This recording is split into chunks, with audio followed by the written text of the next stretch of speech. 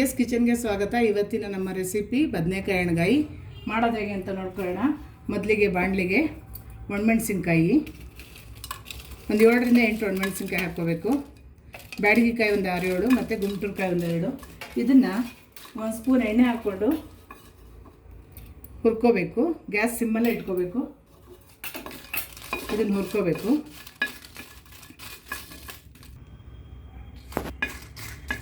ಇದೀಗ ಹುರಿದಾಗಿದೆ. ಇದನ್ನೆಲ್ಲ ಒಂದು ಪ್ಲೇಟಿಗೆ ತಗೊಳ್ತಾ ಇದ್ದೀನಿ. ಧನಿಯಾ 1 ಸ್ಪೂನು, ಇದನ್ನು ಗ್ಯಾಸ್ ಸಿಮ್ ಇಟ್ಕೊಂಡು ಹುರ್ಕೋಬೇಕು. ಮತ್ತು ಅರ್ಧ ಸ್ಪೂನು ಉದ್ದಿನಬೇಳೆ, ಜೀರಿಗೆ 1 ಸ್ಪೂನು, ಎಣ್ಣೆ ಹಾಕೋದು ಬೇಡ, ಇದನ್ನು ಹಾಗೆ ಹುರ್ಕೋಬೇಕು. ಮೆಂತ್ಯ 1/4 ಸ್ಪೂನು, ಸಾಸಿವೆ 1/4 ಸ್ಪೂನು,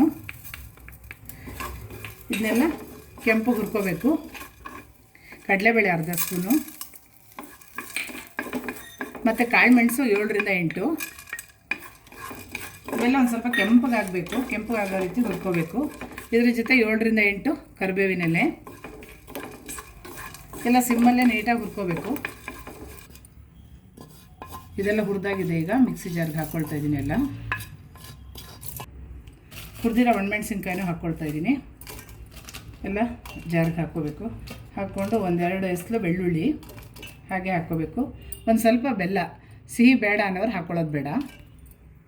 ಹುಣಸೆ ಹಣ್ಣು ಇಷ್ಟು ಸಾಕು, ಅಂದರೆ ಒಂದು ಗೋಲಿ ಗಾತ್ರದಷ್ಟು ಹುಣಸೆ ಹಣ್ಣು ಹಾಕ್ಕೊಳ್ತಾ ಇದ್ದೀನಿ. ತೆಂಗಿನಕಾಯಿ ಒಂದು 7-8 ಚಮಚ ಸಾಕು, ಜಾಸ್ತಿ ಹಾಕ್ಕೋಬಾರ್ದು. ತುಂಬ ತೆಂಗಿನಕಾಯಿ ಹಾಕಬಾರ್ದು. 7-8 ಸ್ಪೂನ್ ಸಾಕು, ಟೀ ಸ್ಪೂನಲ್ಲಿ. ಇದೆಲ್ಲ ಈಗ ಹಾಕ್ಕೊಂಡು ರುಬ್ಕೋಬೇಕು.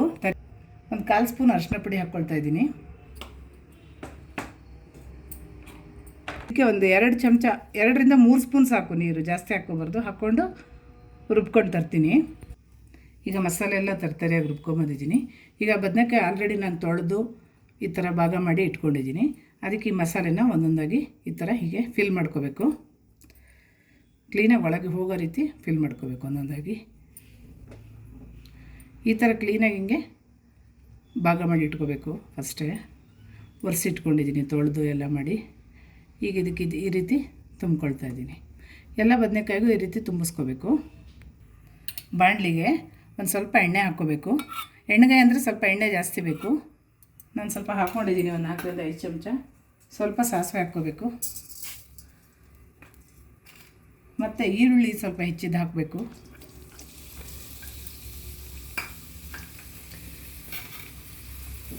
ಈಗ ಇದು ಚೆನ್ನಾಗಿ ಕೆಂಪು ಫ್ರೈ ಆಗಬೇಕು. ಸ್ವಲ್ಪ ಕರ್ಬೇವಿನ ಸೊಪ್ಪು ಹಾಕ್ಕೊಳ್ತಾ ಇದ್ದೀನಿ. ಮತ್ತು ಈ ಮಸಾಲೆ ತುಂಬಿದ ಬದನೆಕಾಯಿನ ಒಂದೊಂದಾಗಿ ಈ ರೀತಿ ಹಾಕ್ಕೋಬೇಕು. ಈ ಬದನೆಕಾಯಿ ಮಸಾಲೆ ತುಂಬಿದ್ದು ಹಾಕಿದ್ಮೇಲೆ ಒಂದು 5 ನಿಮಿಷ ಸಣ್ಣ ಉರಿಲಿ ಚೆನ್ನಾಗಿ ಫ್ರೈ ಆಗಬೇಕು. ಇದೀಗ 5 ನಿಮಿಷ ಚೆನ್ನಾಗಿ ಸಣ್ಣ ಇದರಲ್ಲಿ ಸಿಮ್ಮಲ್ಲಿ ಬೆಂದಿದೆ, ಅಂದರೆ ಫ್ರೈ ಆಗಿದೆ. ಈಗ ಇದಕ್ಕೆ ರುಬ್ಬಿರೋ ಮಸಾಲೆ ಸ್ವಲ್ಪ ಅರ್ಧ ಉಳಿಸ್ಕೊಂಡಿದ್ನಲ್ಲ, ಅದನ್ನು ಇದಕ್ಕೆ ಹಾಕ್ಕೋಬೇಕು ಮೇಲಿಂದ. ತುಂಬ ನೀರು ಹಾಕಿ ರುಬ್ಕೋಬಾರ್ದು. ಇದೇ ಥರ ಡ್ರೈಯಾಗಿ ರುಬ್ಕೋಬೇಕು. ಸ್ವಲ್ಪ ಒಂದು 3-4 ಚಮಚ ನೀರು ಜಾಸ್ತಿ ಹಾಕ್ಕೋಬಾರ್ದು. ನೀರು ಬೇಕು, ಗೊಜ್ಜು ಬೇಕು ಅಂತ ಇದ್ದರೆ, ಗ್ರೇವಿ ಜಾಸ್ತಿ ಬೇಕು ಅನ್ನೋಂಗಿದ್ರೆ ಮಾತ್ರ ಒಂದು ಸ್ವಲ್ಪ ಈ ರೀತಿ ಹಾಕ್ಕೋಬೇಕು.